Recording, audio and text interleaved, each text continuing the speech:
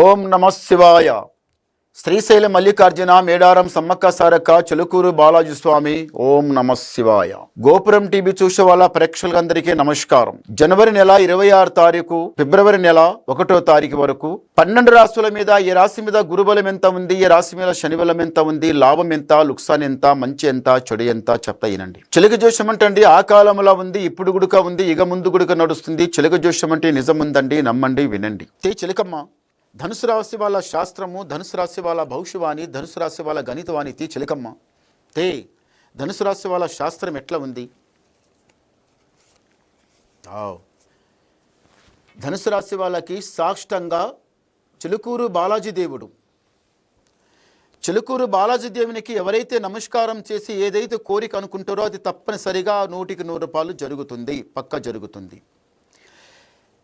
ఈ ధనుసు రాశి వాళ్ళకి కొంచెం ఆలోచన ఎక్కువలో ఇంకా ఎక్కువ ఆలోచిస్తారు. ఏదన్నా చేద్దామంటే, ఏదైనా పని చేద్దామంటే, ఇంట్లో చేద్దామంటే, బయట చేద్దామంటే, వ్యాపారం చేద్దామంటే, బిజినెస్, వ్యాపారం, జాబ్ ఏదన్నా చేద్దాలనుకుంటే కొంచెం ఎక్కువ ఆలోచిస్తారు. ఇది కుదురుతుందా, కుదరదా, మాకు ముందుకు మంచి జరుగుతుందా, ముందర మాకు చెడు జరుగుతుందా అని ఇలా ఆలోచిస్తారు ఎక్కువ. ఇది ఆలోచించేది మంచిది, ఆలోచించి కాలేస్తేనే బాగుంటుంది. కానీ తొందర పని మాత్రం పడదు, అది మంచిది కాదు.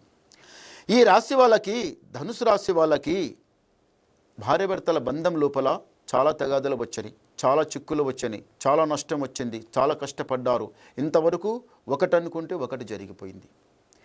ఇప్పుడు కూడా ఏమైందంటే మీరు ఎవరి మనసులో వాళ్ళే నడుస్తున్నారు. మీకు చదువు ఉన్నది, తెలివి ఉన్నది, జ్ఞానం ఉంది, మొత్తం ఉంది, అన్నీ ఉండి గుడక, అన్నీ తెలిసి గుడక ఒకరి మనసు ఒకరు అర్థం చేసుకుండా నీదింత నాదింతమని అమ్మాయి మనసులో అమ్మాయి ఉండడం, అబ్బాయి మనసులో అబ్బాయి ఉండడం, ఎవరి మనసులో వాళ్ళే నడుస్తుండ్రు.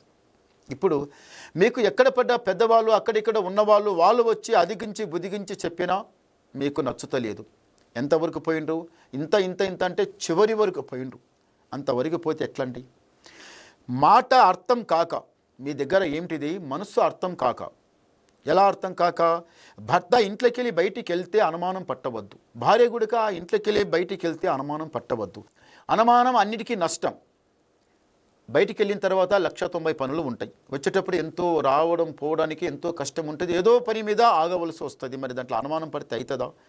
ఒకరి మనసు ఒకరు అర్థం చేసుకున్న తర్వాత నిదానంగా ఉండాలి. ఇలా అర్థం చేసుకోకపోతే మీ సంసారం లోపల ఆగం చేసుకుంటారు, పిల్లలు అడవి పాలవుతారు. మీరేమో ఎవరి మనసులో వాళ్ళే, ఎవరి ఇంట్లో వాళ్ళు ఉంటారు. అలా చేయకండి, అలాంటి పనులు చేసుకోండి. భార్య భర్తల అనుమానం అనేది ఉండవద్దు. బ్రహ్మముడి ఆ భగవంతుడు మీకు ముడి వేసిన తర్వాత ఎక్కడో పుట్టి ఎక్కడో పెరిగి మీ ఆది దంపతులు ఆ భగవంతుడు కలిపిన తర్వాత, ఆ బ్రహ్మముడి ఆ భగవంతుడు కల్పించిన తర్వాత, అంత నీటికి నడిచిన తర్వాత ఒకరి మనసు ఒకరు అర్థం చేసుకుని ఉండాలి. కానీ భార్య గుడికి ఎట్లా ఉండాలంటే, భర్త బయటికి పోయి పని చేసి అదివిధి పని చేసి సాయంత్రం ఇంటికి వచ్చిన తర్వాత మీరు మంచిగా దువ్వుకొని మంచిగా నీట్గా ఆయన ముందర నగు మురుసుకుంటా నిదానంగా మంచిగా నీట్గా మాట్లాడుకుంటూ ఉంటే ఆయనకి ఎక్కడన్నా బయట ఉన్న కోపం తాపం మంచి చెడు అంతా మనిషిపోయి ఇంటికి రాగానే ఆయన మనసు యథార్థం ఉంటుంది. అట్లా కాకుండా ఆయన ఏదో బయటికి పోయి ఎంతో పనులు చేసి సాయంత్రం ఇంటికి వచ్చిన తర్వాత భార్య సూర్యపన్నక లేక తయారై కర్రమని కాకి లేక వరులితే ఆయన మనసు బాధపడిపోతుంది. బయటేమో అట్లయిపోయి, ఇంట్లో ఏమో ఇట్లయిపోయి, మరి ఏముండాలి? ఛా అని మనసులో బాధపడిపోతుంది. ఇంకా కోపం తాపం ఎక్కువైతుంది, ఇంట్లో లొల్లి అవుతుంది, జగడైతుంది, లబడవుతుంది, ఏందంకాని పోతుంది. అలా చేసుకోవద్దు.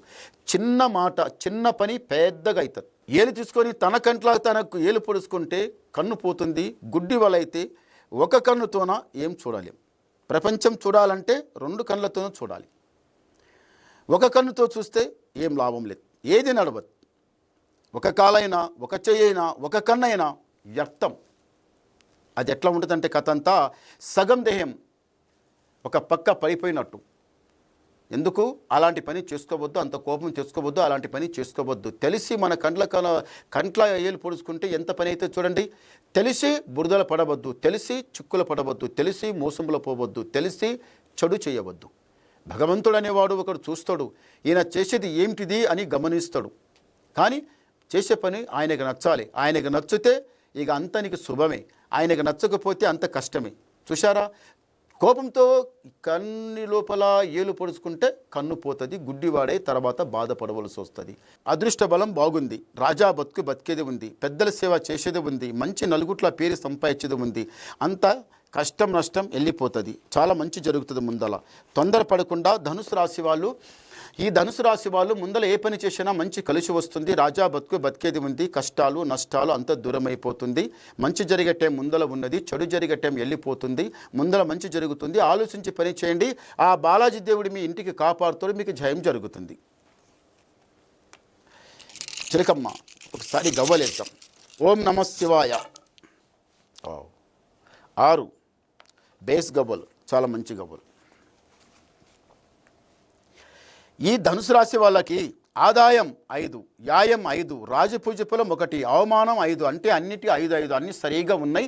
దీనికి ఏం చేయాలంటే మంచి ఆలోచించి మీరు తొందరపడకుండా నిదానం చేయండి, మంచి కలిసి వస్తుంది. మీకు రాజా బతుకుతారు. ఇంకేమైనా డౌట్ ఉంటే నాకు ఫోన్ ద్వారా మాట్లాడండి. మీ మనసులో ఉన్న మాట కూడా చెప్తా, మీ డౌట్ క్లియర్ చేసేస్తా, ఏముందో మొత్తం చెప్పేస్తా. నమస్కారం.